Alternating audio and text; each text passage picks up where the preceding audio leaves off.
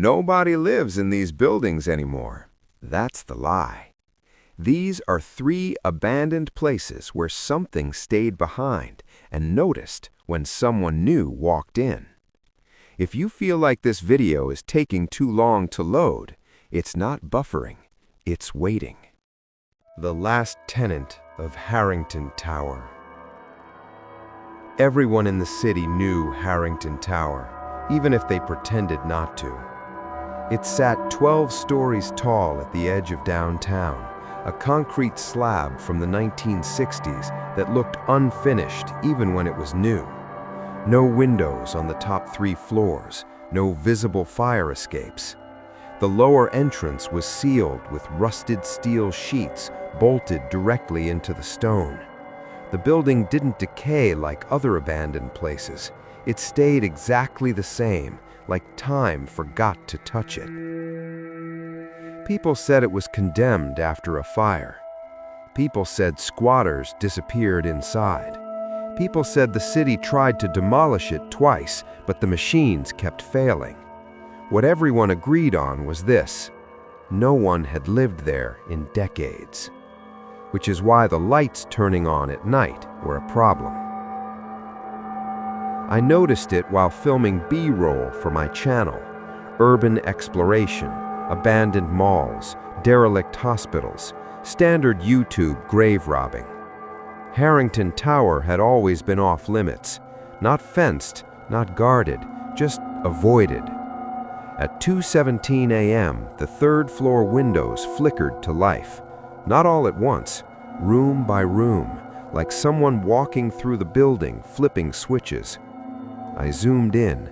The light wasn't warm. It wasn't fluorescent either. It had a sickly gray tone, like fog learned how to glow. Then something moved behind the glass. Not a silhouette, not a person. The light bent around it. I packed up and left. Smartest decision I made.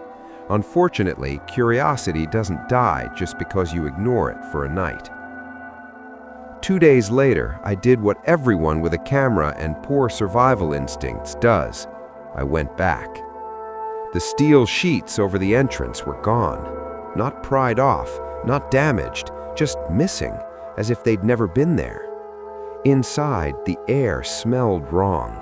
Not mold, not rot, something stale, like air trapped in a sealed container for years and suddenly released. The lobby was intact, too intact. Furniture arranged neatly, bulletin boards with notices dated decades apart, layered on top of each other. A calendar on the wall flipped open to this month. I checked the elevators. Dead, of course. I took the stairs. Every step echoed longer than it should have, like the sound was being stretched, pulled thin. By the 3rd floor, I realized something else. There were no doors, just door frames. Every apartment entrance was open, empty, leading into rooms stripped bare. No wiring, no fixtures, no signs anyone ever lived there, except the lights were on. Floor 4 was where the noise started. A low humming, not mechanical, rhythmic, almost like breathing, but slower, deeper, coming from the walls themselves. My camera battery dropped from 82% to 11% in seconds. That's when I heard footsteps above me. Heavy, deliberate, too slow to be human. I whispered, "Hello?" Because fear makes people stupid. The footsteps stopped. Then they started again, behind me. I ran. I didn't look back. I took the stairs 2 at a time until I hit something solid. A door. The first real door in the building. Apartment 6C. It was warm to the touch. Inside, the apartment was fully furnished, clean, lived in. Family photos on the walls. A TV playing static, volume low. On the couch sat an elderly man, hands folded in his lap, staring straight ahead. He didn't blink, didn't breathe, didn't react when I spoke. Behind him, carved into the wall, were hundreds of names. some scratched, some burned, some written in what looked like dried blood. At the bottom, freshly carved, was mine. The man finally turned his head. His mouth opened, and someone else's voice came out. "You're late." He stood up, and the room shifted.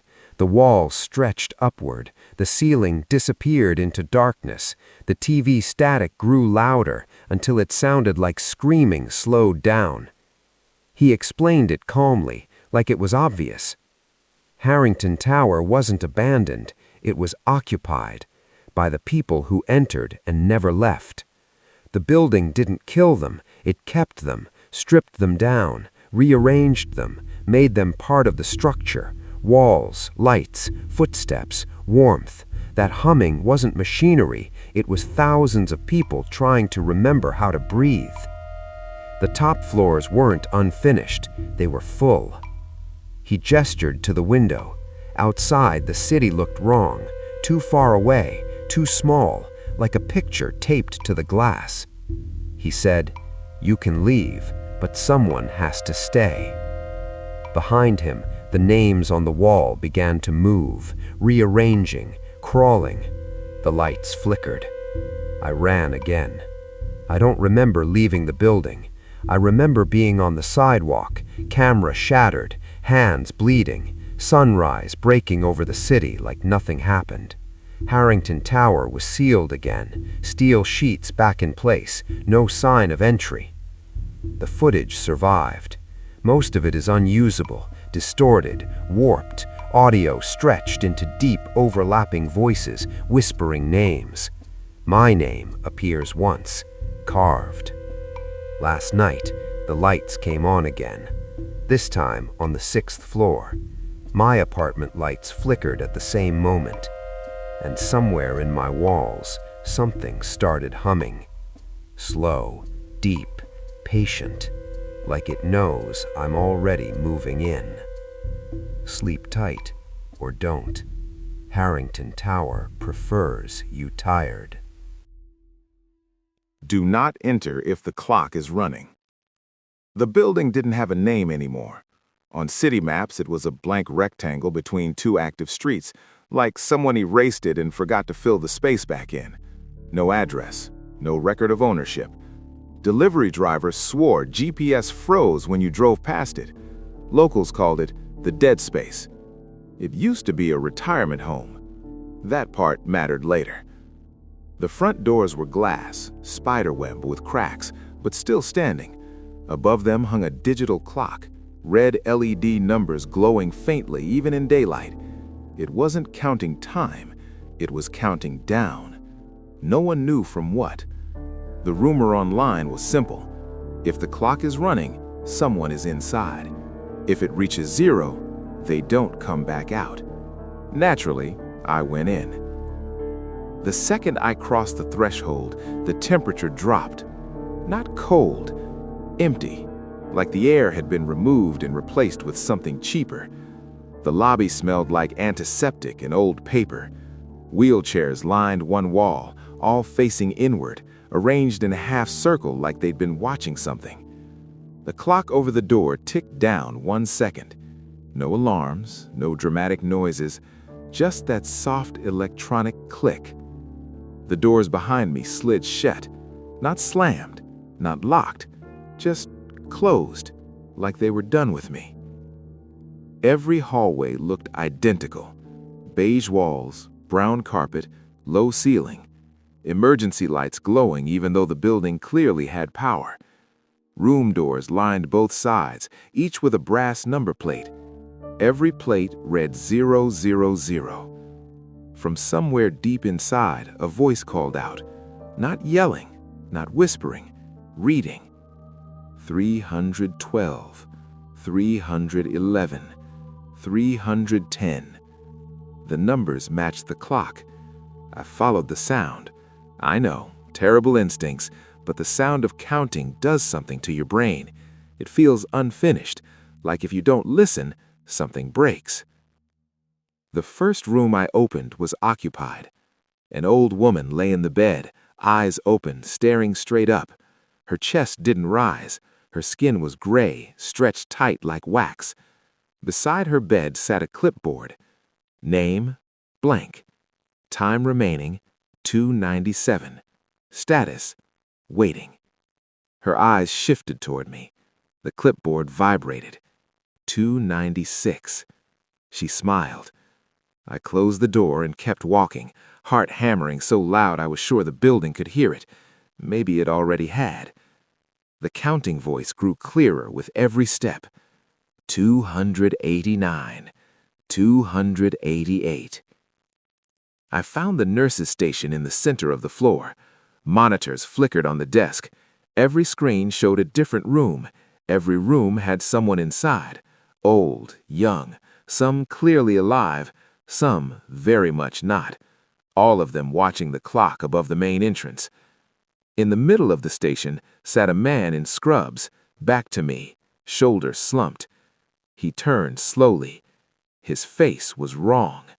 Not distorted, not damaged, just unfinished, like someone stopped rendering halfway through.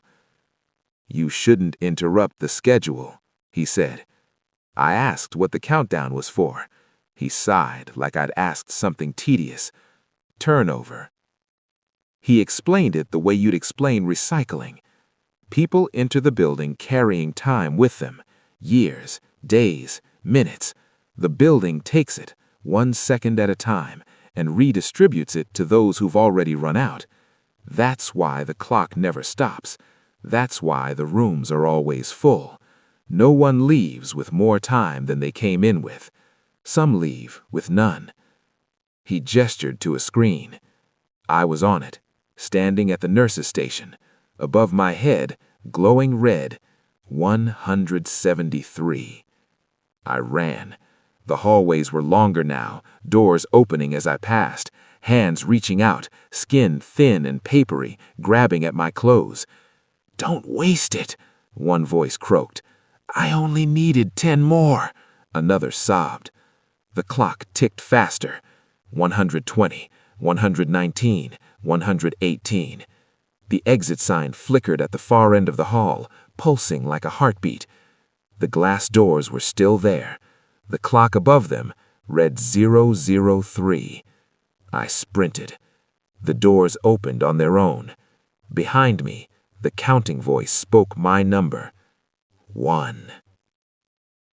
I woke up on the sidewalk. Sunlight, traffic, normal sounds.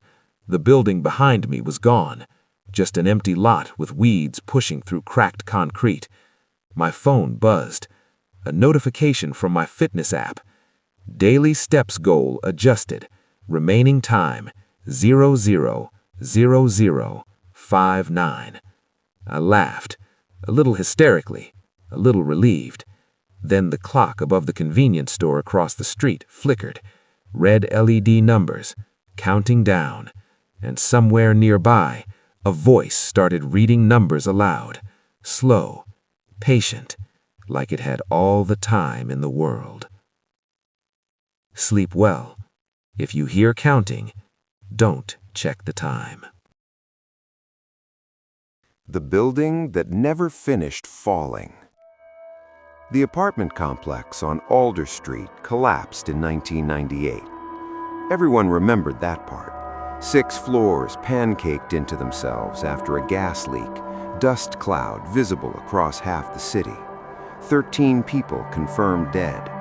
The site was fenced off, marked for demolition, then quietly forgotten when funding disappeared. What people didn't remember was that the building never hit the ground. From the street, it looked like rubble, broken concrete, bent rebar, a ruin pretending to be final. But if you stood there long enough, staring past what your brain expected to see, you noticed the angle was wrong. The upper floors were still there, suspended, like the collapse paused halfway through and never received further instructions. I learned about it from an old forum thread archived sometime around 2006. No images, just text, all caps warnings, the usual digital madness. except one line kept repeating across different usernames, years apart. Do not go inside if you feel lighter than you should. Naturally, I went inside. The entrance was a torn open wall where the lobby used to be. Dust coated everything in thick gray layers, but my footprints didn't stay. The ground smoothed itself behind me, like the building didn't care to remember I was there. Inside, gravity felt optional. Loose debris floated inches off the floor. Papers hung mid-air, frozen like someone pressed pause. A broken exit sign drifted sideways, humming quietly. Above me, the ceiling cracked, then cracked again, splitting upward into darkness that shouldn't have existed. I could still see the sky through gaps in the wreckage, but it felt far away, like it belonged to a different version of the city. I took one step forward. The building shifted. Not collapsed, adjusted. The stairwell was intact. That alone should have stopped me. Stairs twisted upward through open air, some leading nowhere, some bending back into walls that hadn't existed a moment earlier. Floor numbers were painted on the walls, but they were scratched out and rewritten repeatedly. 3, 5, 2, 5, 5, 5. I climbed anyway. Each step made my body feel lighter, like something heavy was being peeled away layer by layer. My backpack felt empty. My phone felt hollow. My thoughts felt slower, thinner. Halfway up, I heard a voice below me. "Careful," it said. "If you reach the top, you don't come back down the same." I found the voice on what should have been the 4th floor. A man sat against the wall, legs dangling through a crack that opened into nothing. He looked normal enough, dirty, tired, too calm. He said he'd been there since the collapse. I asked how he survived. He frowned. Survived what? He explained that the building never finished falling. Everyone inside was caught in the middle, not alive the way we understand it, not dead either, just unresolved. Every time someone new comes in, he said, the building gets a little lighter. I didn't like that sentence. The apartments were still furnished, couches nailed to walls, beds bolted sideways, family photos stretched thin, faces elongated like reflections in bad glass. People occupied some of the rooms. They drifted instead of walked, bodies tilted at impossible angles, feet never touching the floor. They stared at me with expressions that weren't fear or anger, but relief. One woman reached out and brushed my arm. Her hand passed through me, then through herself.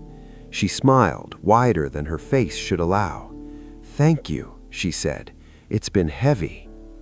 The top floor wasn't crushed. It was unfinished. Concrete hung in mid-air like wet cement that never dried. Steel beams extended upward into nothing, vanishing before they reached a ceiling. The sky above was wrong, not blue, not dark, just empty. At the center floated a mass of shapes, furniture, walls, people, all slowly spiraling upward, peeling away piece by piece. The building wasn't falling, it was being unloaded. I felt it then, the weight missing from my chest, from my bones, from places inside me I didn't know carried mass. My shadow drifted off the floor. The man from the stairwell appeared beside me. "You should go," he said. "You're still dense enough." I asked what happened when the building finished emptying itself. He looked up. "It finishes falling." I don't remember leaving. I remember waking up on the sidewalk, gasping like gravity slammed back into me all at once. My phone lay shattered beside me, screen cracked inward, like it collapsed under pressure. The site was gone. No rubble, no fence, just a smooth concrete slab like nothing had ever stood there.